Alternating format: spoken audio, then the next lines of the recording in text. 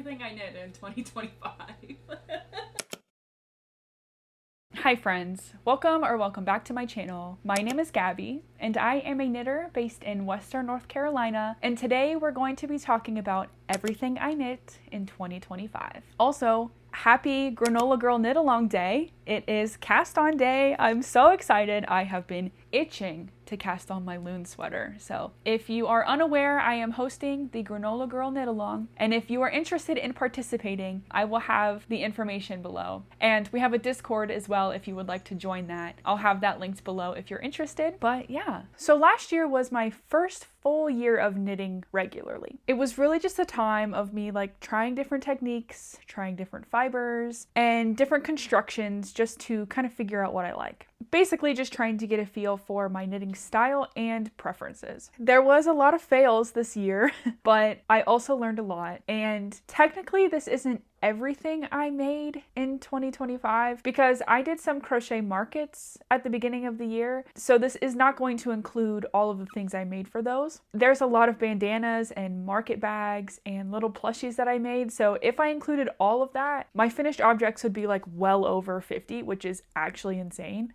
But we're just going to be talking about the things that I had knit last year. I will include some clips of me wearing these objects. I don't have all of them in my possession, but we'll talk about that when I get to them. But as a nice way to get things started, overall I made 14 garments and 14 accessories, which is crazy looking back at it. Let's go ahead and get into it. So I'm basically going to label everything I made as either a win or as a fail. First, we'll get into garments, and this will kind of be in chronological order, but we'll focus on garments first and then accessories. Now, all of these projects will be listed in the description with a link to my Ravelry project. So if you have any questions or if you want to see any specific details or additional photos or whatever, check that out in the description. At the beginning of the year, I finished the warm-up sweater by S-Base Tricot. For this one, I knit the size 4. I knit this in Drops Air in the color 26 beige, and that's a mix of 65% alpaca, 28% nylon, and 7% wool. I knit the body in 5mm needles and the ribbing on 4.5mm needles. This sweater overall was a fail for me because it helped me discover that I am sensitive to alpaca, so I cannot wear this. And also I knit this in like a gray color, and I am not really a fan of gray. It's just not something that I wear in my wardrobe, but I did knit this in a week like a crazy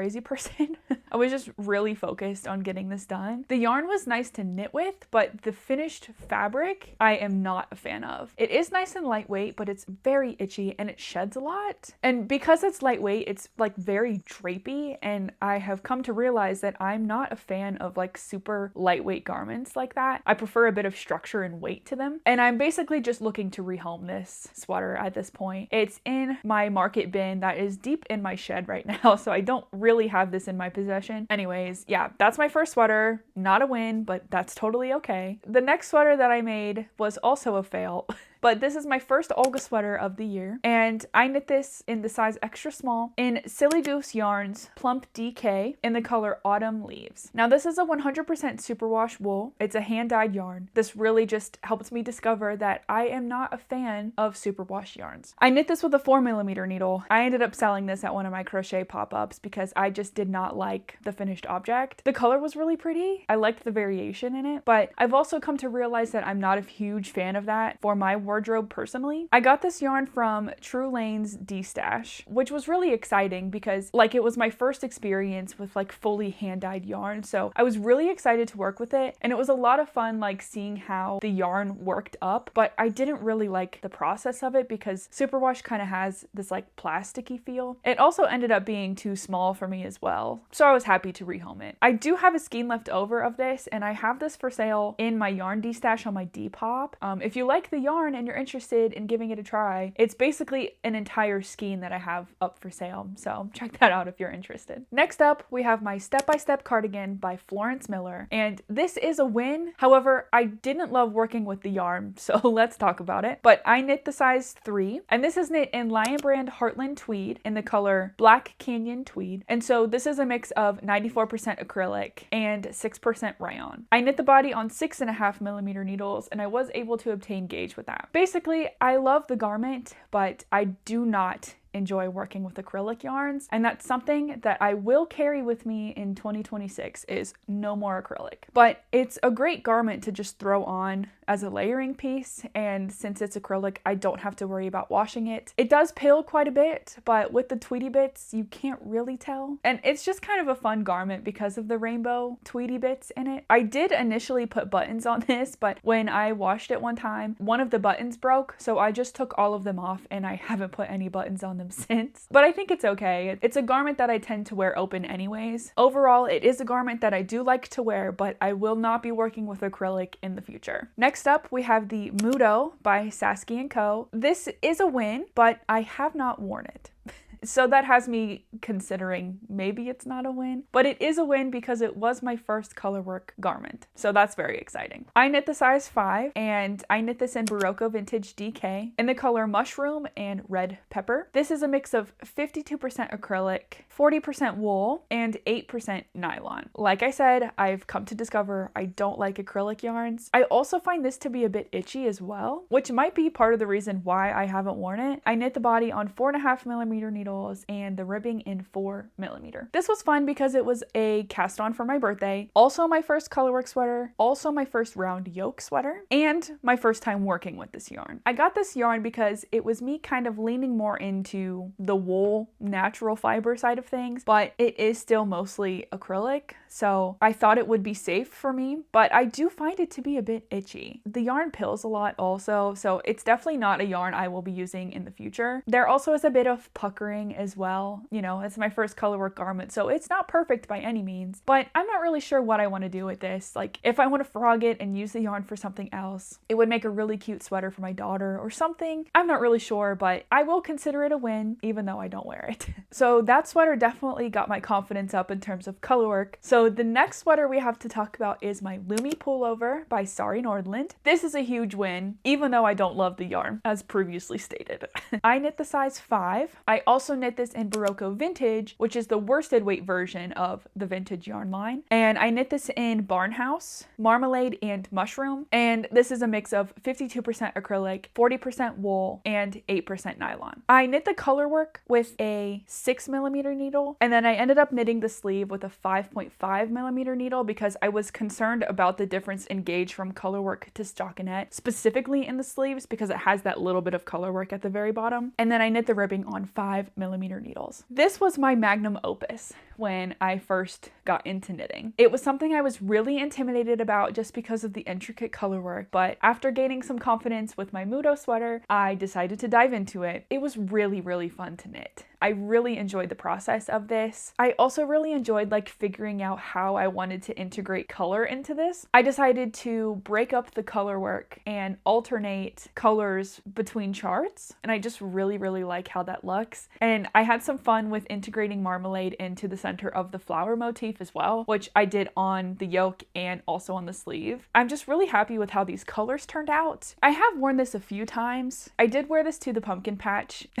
in the fall, and I was carrying my daughter a lot of the time, and that really made me notice how much it pills, like especially in the front area. So that's kind of unfortunate, and we'll see how it behaves in the future, but it is a sweater that I am extremely proud of. It's one of my greatest knitting accomplishments, I would say, so I will cherish this sweater forever. Next up, we have what I'm wearing today, and probably my most worn sweater this entire year, which is surprising. So this is a big win. It is my Olga sweater by Petite Knit. I knit the size large, and this is knit in Big Twist cotton in the color beige and black. And this whole time I thought it was 100% cotton, but I've come to realize that it is 85% cotton and 15% polyester, which is probably why it has a little bit of a sheen to it. I knit the body on 4mm needles and the ribbing on 4.5mm needles. Basically, I had a ton of this yarn in stash because I purchased it to make bandanas for my crochet markets, and I realized that I would probably never get through all of it because I had a lot. And so I decided to make it into this sweater because I figured with it being more cotton, it's something that would be comfortable next to skin, and it definitely is. Since the two sweaters before that were knit in Barocco vintage and I found it kind of itchy, I figured this would be pretty safe for me. And it is knit slightly off gauge because I think this yarn is a little bit more of a worsted weight. And since it's cotton, it's definitely more of like a heavy garment,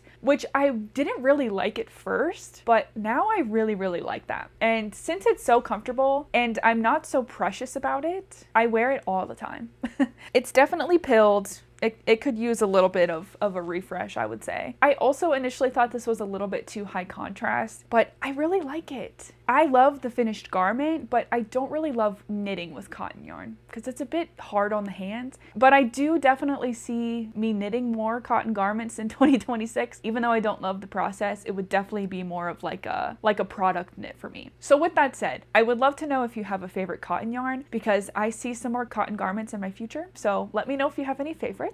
That would be very appreciated. My next sweater I have is another magnum opus for me. Basically a sweater I really wanted to knit. I was a bit intimidated by it because the chart is so huge, but this is my King Salmon by Caitlin Hunter. This one is a huge win for me. I knit the size 4. This is knit in Barocco Remix in the color Buttercup and Juniper. And this is a mix of 30% nylon, 27% cotton, 24% acrylic, 10% silk, and 9% linen. So this is basically just a huge mix of recycled fibers. I knit the colorwork on 5mm needles, and then I ended up going back to re-knit the body on 4mm needles, and then did the ribbing in 3.75mm needles. So let's get into that. We'll start off with the yarn. This was my first time working with Remix, and I found this on a listing on Facebook Marketplace. I mean, it was a huge deal and I could not pass it up. And the yardage was perfect to where I could get 2 sweaters out of this listing. It had about the same amount of Buttercup, which is the yellow, and Juniper, which is the green, which I now think is a discontinued color. I think it's now moss or something. You can't find Juniper by itself anymore. I figured that I could make this sweater and then also make another sweater that we will talk about. I was excited about this yarn because it didn't contain any wool, and I had seen a couple projects on Ravelry using this yarn. I was really, really excited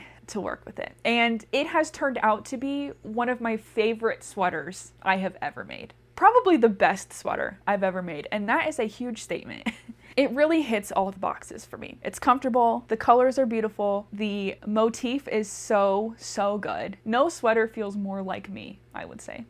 It definitely hits the granola vibe. And it has become one of my favorite yarns, I will say, even though it's a little bit tough on my hands when working with it, but it's just one of those things that like it's a product knit and the finished garment is just so nice and so comfortable. So when it came to re-knitting the body, I initially basically just knit this to pattern. After wearing it a few times, I realized that the body had a tendency to flare out quite a bit and I just did not like how it looked. And every single time I would put it on, I would just be like, I don't like how this looks on me. And I would take it off and I just would not wear it. I also found that the length of the body was just a little bit long for me as well. So I sat on this for a few days. I was like, do I go back and adjust this? Like, I was so nervous to like mess this sweater up. But I was like, it just has to be better if we go in and fix it right. So I picked up all of my stitches right below the colorwork chart and I re-knit the body on a smaller needle. And then I also integrated some body decreases as well and knit the length a bit shorter. It was probably about an inch shorter. I wouldn't say that necessarily fixed the flaring, which I think is just a tendency of circular yoke sweaters, especially ones with such a deep yoke like this one. So it does still flare out ever so slightly, but it's a lot better and I like the way it looks on me a lot more, so I will consider this perfect. Every single time I wear this out, I get compliments on it, which is really cool because then I can say, oh, I made it. Definitely one of the best sweaters I have ever made, and I absolutely love it. So that is my King Salmon. Next up, we have my Lana vest by Irene Lynn. This is a win. I was unsure about the whole vest situation, but I love it. So I knit the size 1, and I knit this in Barocco Vintage in the color Marmalade, which was some leftover that I had from my Lumme pullover. I knit the body on 5mm needles and the ribbing on 4mm. This was a big deal for me. This was my first cable project. project. I knit this for the vest knit along that Knit Cheek and Love of Fibers had hosted. And so this was my first cable project. It was my first vest and my first time doing a lateral braid, which I was really intimidated by, but it is way easier than it seems. For my vest specifically, I omitted one repeat, so it's a little bit more cropped. And I went with the size 1 because it is a very oversized pattern, and I think it fits me great. I wasn't sure how much wear I would get out of a vest because I've just never really integrated that in my wardrobe before, but I've worn this a few times and I love it. It looks so cute with a short sleeve or like a fitted long sleeve shirt. Looks great with jeans. Yeah, I like this a lot more than I thought I would. I also really love the color. It is like the perfect mustard yellow. Barocco Vintage looks really great in cables as well. Since this is a garment that I will be wearing as a layering piece, I like that I can't feel the itchiness on this one.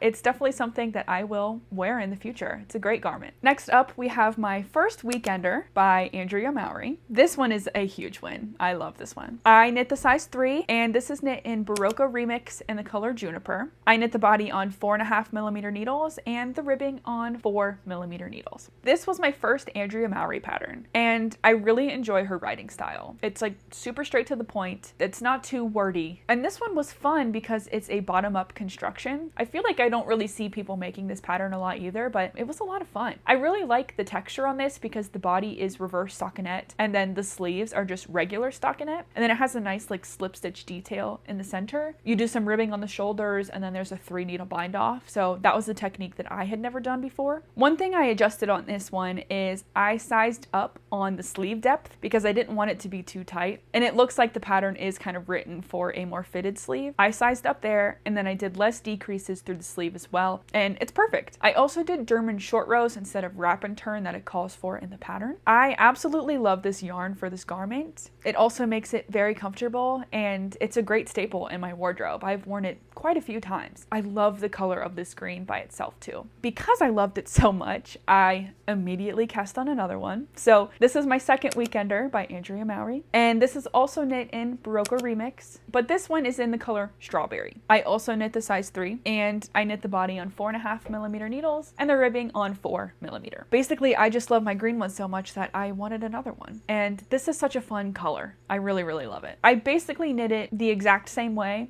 except I did 2 less rows on the sleeve ribbing, just for something a little bit different. I absolutely love this one as well. The color is gorgeous. Really excited to have that in my wardrobe as well, so that is a win. Next up, we have my Olga jacket by Petite Knit. This one I knit in the size medium, and I knit this in Brooklyn Tweed Shelter in the color Plume and Wool Socks. And this is a 100% Targhee Columbia wool. I knit the body on 4.5mm needles and the ribbing on 4mm. This one is definitely a win for me, I would say. I did knit this off gauge because Shelter is technically a worsted weight yarn, and this pattern calls for a DK weight. It ended up working out totally fine, actually. And this was my first time working with Shelter as well. It's a bit dry in texture, but I love the colors that they have in this line. And it's so unfortunate that they are no longer making it. But the texture is very dry, and it was almost irritating when I was working with it, but it blocked out so beautifully. It bloomed, the colors lightened up a little bit. This is a garment that's like kind of lightweight and drapey, but I'm okay with it. It's not a fabric that is necessarily itchy per se, but it's definitely dry, and I definitely feel it on my skin. So given that it's a layering garment and I always wear something underneath it, it's completely fine. Since this was knit off gauge, really what was affected was my row gauge. When I finished the back trapezoid, it measured to be the length of an extra large, even though I had cast on a medium. I found that to actually work out better because I feel like the sleeve depth on the Olga patterns is a little bit narrow. I just knit the front panels to match the length of an extra large, and it worked out perfectly. That's something I will consider to do in the future when I make my next Olga sweater, because it's one of my goals to make my perfect Olga, and in my next podcast I'll talk about the yarn that I got for it, so stay tuned for that. This is my first round neck cardigan. I find that it looks the best when it's buttoned up, so it's basically just a sweater to me. But yeah, I love the Olga patterns. I love the stripes on the Olga. I think they're just so cute, and I'm excited to have a cardigan version of this in my wardrobe. Next up, we have my step-by-step sweater by Florence Miller, and I knit this as a gift from my boyfriend Tyler for Christmas. Huge win. It took me forever. I knit the size 5, and I knit this in Drops Nepal in the color 8906 Forest Mix. This is a mix of 65% wool and 35% alpaca. And I knit the body on 5.5mm needles and the ribbing on 4.5mm. So I hit gauge on this one. And this is the yarn that the pattern calls for. And the yarn was really nice to work with. It did knit up pretty quickly because it's an Aran weight yarn, but this took me so long to finish. I think this was on my needles for pretty much the entire year. But it's done and I'm so happy with it. So I think it was just such a slog because it was such a large garment and I got bored with the endless stockinette. I pretty much knit this entirely to pattern, except that I had to add some length to the body. I also added 2 more sets of decreases on the sleeve just because of the added length. And I will say, I think this is just the way that Tyler is built, but I feel like it doesn't fit him that well in the shoulders. He's pretty broad. So I noticed that the neckline kind of pulls a little bit. I probably won't go with this pattern for the next sweater that I make him, but it's still beautiful and overall it fits him really well and it's just a beautiful garment. He really likes it and it's really fulfilling to see him wear something that I've made for him. So even though it took me forever, I am very, very happy that I made this sweater for him. Okay, so now let's go into the baby knits section. And so this will include the garments and accessories I have made. To start off, the first sweater that I made for my daughter was the flax sweater worsted by Tin Can Knits. This was a win, but also kind of a fail, so let's talk about it. I knit the size 0 to 6 months, and I knit this in Karen's Simply Soft Speckle in the color Vintage. This is a 100% acrylic yarn, and I knit the body on 5mm needles and the ribbing on 4mm. This was the first thing that I had made for Rowan. I was still very much pregnant when I made this, and I pretty much followed this entirely to pattern, except that I added 2 raglan stitches just to create that little seam on the shoulders because I like how that looks. But it's really cute with the little strip of garter that goes down the sleeve, and the yarn looked really cute knit up in this as well. And it was a super quick knit, like it only took me 2 days, which is so nice about baby knits because they're so small. But unfortunately, she never got to wear this because it was too small for her by the time it got cold enough to wear it. But that's okay. It's still very special to me just because it's the first like knit sweater I made for her, and so I will keep it and cherish it forever. I was thinking of maybe trying to find like a teddy bear or some kind of stuffed animal that I could put this on, so it will at least get a little bit of use that way. But that leads me into the next sweater that I made for her, which is also the flax sweater worsted by Tin Can Knits. This one is a huge win. I am so proud and it makes me want to tear up just thinking about making this sweater because I made this one to announce her name at my baby shower. For this one, I knit the 6 to 12 month size, and I knit this one in loops and threads, impeccable solids in the color Cloud, which is a 100% acrylic yarn. And I used Lion Brand's Hue and Me to embroider her name on the front of it. I knit the body on 5.5mm needles and the ribbing on 4.5mm. This is probably the most special thing I've ever made. I did the same modification where I added the 2 raglan stitches, and I had to look up a tutorial on how to embroider her name on the front. It took me a couple of tries, but I got it eventually. It was really special because I hadn't told anybody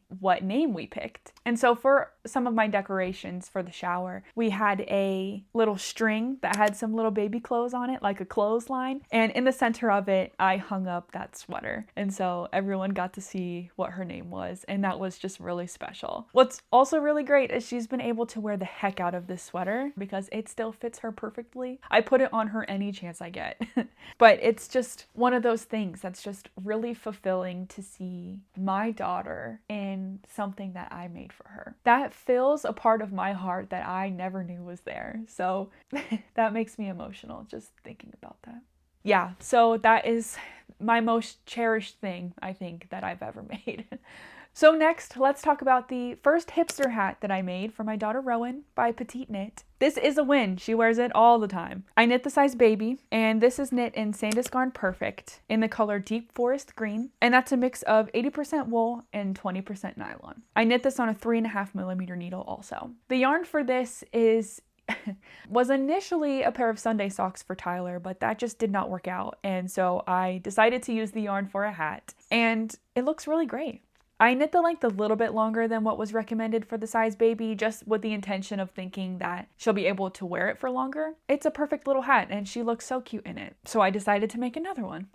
So the next hipster hat I made for her, again in the size baby, was knit in universal yarn worsted deluxe superwash in the color pomegranate heather. This is a 100% superwash wool, and I knit this one on a 3.75 millimeter needle because this is a worsted weight yarn. This is so silly of me, but since it's worsted weight and the pattern calls for DK, I cast on less stitches to kind of account for that. But then I realized the decreases are not going to line up correctly because I cast on less stitches. So I went through this whole debacle in my head like, oh my god, they're not going to match up. Is it even worth finishing it?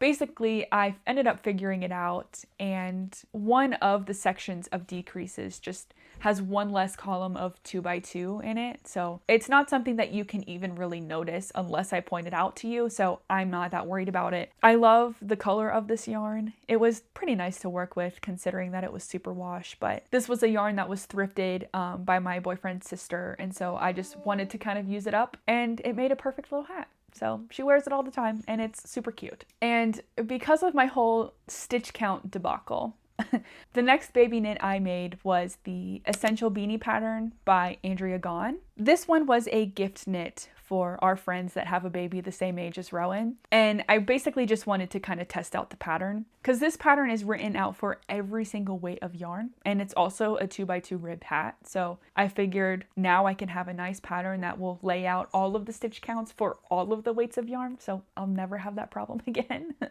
And also it just feels good to support a local to me designer as well. But for this hat, I knit the child size, which is the first size. And I knit this in Knitting for Olive merino and soft silk mohair in the color Dusty Artichoke. And I knit this on a 3.25 millimeter needle. Really, this was just a way for me to test out this pattern and to also use up some yarn I've had in stash for a while. This was my first finished object with merino and soft silk mohair, and the fabric is so nice once it's all worked up. But I will say I do not enjoy working with two strands. First of all, I caked the two strands together, which I realize is a mistake and I will never do again. But I kind of found with knitting with the mohair, the core of the yarn just like irritated my finger when I was working with it. Also, it's just a pain to like have to constantly be mindful of making sure that you're picking up both strands when you're knitting, because there was a couple of times I had to like tank back because I missed the mohair. But all that aside, it's a super cute hat. I was able to gift it to our friends and it looks so cute on their daughter. And so this will definitely be a pattern that I use a lot of in the future. So if you don't have a 2x2 hat pattern, I highly recommend this one because it lays everything out for you and it looks so nice. My last baby knit is the Dixie Pixie hat by Sandra Magalhaes. I think I'm saying that right. But this is a huge win because it is so freaking adorable. I knit the size 6 to 12 months for my daughter, and this is knit in some leftover Knit Picks woolen cotton in the color Cedar Heather. I knit this on a 3.5 millimeter needle, and it is the cutest thing I have ever made in my entire life. This is a free pattern and I've been eyeballing it for a while because it's just so cute. It was really quick to knit up. I think it took me just over a day to make this. And I find that I like them more than just a little beanie because I feel like it stays on her head a lot better since it ties under the chin. I find it to be very, very practical, and so I'm excited to make her more of those. And so that brings us to all the accessories I've made. There are 2 hats that I don't have listed on Ravelry because they were Christmas gifts. They were 2 hats that I made for my brother, and for some reason I just never put them into Ravelry, but I have one unaccounted for hipster hat and one unaccounted for Oslo hat, both by Petite Knit. So I do include those in my total of accessories that I've made because they still technically exist in the universe, just not on the internet. And I don't even remember the yarns that I used for them either, but just know that those 2 exist in the world. But the next one I do have accounted for is another hipster hat, but this was a gift for my dad. I think this is a win. For him, I knit the size 3, and I knit this in Lion Brand Woolly's Solids in the color black. and this is a mix of 80% acrylic and 20% wool. I also knit this on a 4.5mm needle, so I think this one was slightly off gauge. But this counts as a finished object into 2025 because we have a belated Christmas that we always do because my family is up in the Cincinnati area. We always go like kind of after the holidays and have our belated little holiday celebration. But I believe this was the first hipster hat I'd ever made. I do remember it being a little bit tight on my dad's head when I made it. Maybe I should have adjusted the stitch count or gone up in a needle size, but since it was my first one, I didn't really know. But the finished object turned out really nice, but I'm not sure that he actually wears it. So when? I don't know. The next accessory I made was a pair of Sunday socks for my boyfriend Tyler, and this is a pattern by Petite Knit. This one is a fail, but I knit the size 5, and this is where I went wrong, but I knit this in K&C Cloud Paca in the color Maple Sugar. This is a mix of 58% alpaca, 28% nylon, and 14% wool. I also knit this on the recommended 4mm needle. So my thought process was this would be a really nice yarn as a pair of some comfy, cozy house socks. And that is true, but the alpaca in this just makes it super drapey and it lost its shape very quickly. These socks fit him for a little bit, but after a couple of wears, like they got super stretched out on the ankle and they just really aren't that wearable. I'm also afraid to wash them because I feel like they are going to stretch out completely. So yeah, this was a complete fail. And I tried to make another pair of Sunday socks for Tyler with the aforementioned Sandisgarn Perfect yarn, but that also like just didn't turn out very good, and I knit them too small and I was just over it. It made me kind of think that I'm not a huge fan of knitting socks, but I'm trying to change that mindset here in the new year. Next up, we have the scarf number 4 by My Favorite Things Knitwear. This is a fail. I knit this in Cardiff Cashmere Classic in the color Hermes, and this is a 100% cashmere yarn. I knit this on a 3.5mm needle. I mean, it's pretty. The color's cute, but it's just not something that I wear at all. And this was my first time working with Cardiff Cashmere, or cashmere in general. I got 2 balls of this initially. I found it a little bit discounted on Etsy, so I was like, cool, I can make a scarf out of this. But my dog got a hold of one of the balls and she chewed it up pretty good, and it was broken in a bunch of different places. So I ended up losing about half of that ball, which was so unfortunate. Because of that, the scarf is too short. And the color is just a little bit too bright. I was definitely influenced by Knitstagram for this one. It was nice working with cashmere. The finished garment is nice. Like, everyone's always talking about how wonderful it is, and yeah, it's pretty soft. This is just not something that I wear or gravitate towards, but it was fun working up the pattern. It was nice working with the yarn, but overall a fail because I don't wear it. Next up, we have some Soho scrunchies by Tori Yu. I made 3 of them and some leftovers from my Lumme pullover. For these, I knit the smallest size, and these are knit in Barocco Vintage in the color Mushroom, Marmalade, and Barnhouse. And I knit these on a 4.5mm needle. This is a free pattern, and I just wanted a quick win. I had been working on some big projects at the time, and I just wanted some projects that I could finish quickly, and then I was also able to use up a little bit of my stash yarn as well. So those are super cute, and I do wear them pretty often. Next up, we have a hipster hat by Petite Knit. This is a huge win. I love the yarn, but I knit this in a size 3, and this was knit with Junction Fiber Mill Making Tracks DK weight in the color Smuggler's Notch. This is a 100% wool yarn that is color changing, and this color specifically was an exclusive colorway for the Vermont Sheep and Wool Festival. I got 2 skeins of this in their DK weight surprise bag that they were offering a couple months ago, which is so exciting because 1, it's an exclusive colorway, but 2, the colors are so me. So I was so excited when I got this in the mail, and I knew that I needed to make a hat out of this because what better way to show off color changing yarn, right? So I knit this in a 4.5mm needle. This was my first time working with this yarn, and really I just kind of wanted to see if I could tolerate it. Also, I find the color changing very exciting, and I had been admiring their yarn on Instagram forever, so I thought this was a great opportunity to test it out, and I love it. It's great. It's definitely, I don't know if you would say it's on the rustic side, but it's a woolly wool. We'll say that. It's not necessarily itchy, but it's something I feel on my skin. Since I know that I can tolerate it, I have since casted on the Grid Gambit by Samantha Guerin. So I'm using my second skein of Smuggler's Notch with a skein of Roots in the color forest. So I'm having a lot of fun working that up. So I'll have a nice little accessory set, which is cute. I knit the length of this a little bit shorter because I am a fisherman beanie kind of girly. So I prefer for it to sit right above my ear. I do feel like it's a little bit long. So I think for the future, if I make another one, I'll probably knit it to be around 7 inches, I think might be the sweet spot. And so because of that, it just has a little bit of room at the top, which I don't actually really mind. But other than that little thing, it's perfect. I love the yarn. I love the hat. I do wear it quite a bit. Because of the colors in it, I feel like it goes with a lot of the things that I wear. So I'm so excited about that one. Next up, we have the Jaunty Shawl by Andrea Mowry. This one is a big win. I had been working on 2 of these, and I finished the one for me in 2025, and I didn't finish the one for my mom until 2026, technically. I finished it on the 3rd of January, so I mean, it's technically not a finished object in 2025. That's okay. But for this one, I knit this in Louisa Harding Tula Tweed in the color Monroe. And this is a mix of 49% wool, 26% cotton, 13% nylon, 8% acrylic, and 4% rayon. It's a big mix of recycled fibers in like a chainette style kind of yarn. I also knit this on a 5.5mm needle. This was my first shawl, which is exciting, and my first time doing half fisherman's rib. I had a lot of fun working up that stitch pattern. I used 2 balls for this, so basically I just increased until I almost ran out of the first ball and then started decreasing from there. I initially struggled with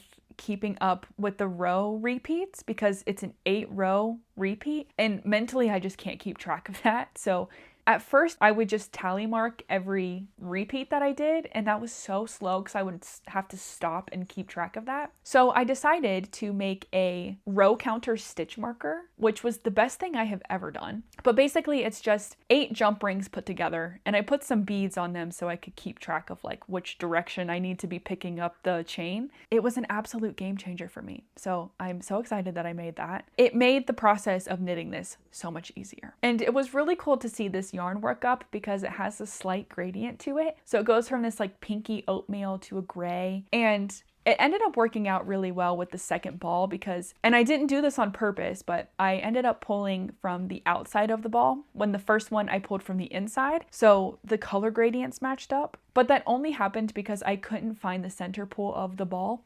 I just got lucky because I wasn't trying to really be intentional about it matching up, but it ended up working out. And the other really cool thing was seeing how much this grew with blocking. The unblocked measurements was 71 inches long and 16 inches wide from the center point. And when I blocked this, it measured to be 87 inches long and 21 inches at the center point, which was insane. It's a scarf that I will wrap around, like fully wrap around once and then tie in the front. And I just think it looks so cute. And it was a lot of fun to work up. So that is a great winter staple for sure. Since I was still kind of on like a shawl scarfy kick, I decided to make the Easy Peasy bandana by Suzanne Mueller. This is a huge win. I love this a lot more than I thought I would, but I basically decided to make this because I wanted to test out the yarn for a future Olga sweater. And since this was a free pattern, I kind of figured, what can I lose? I knit this in Knit Picks Wool and Cotton in the color Cedar Heather, and I knit this on a 4mm needle. I ended up having to use 2 hanks for this, unfortunately.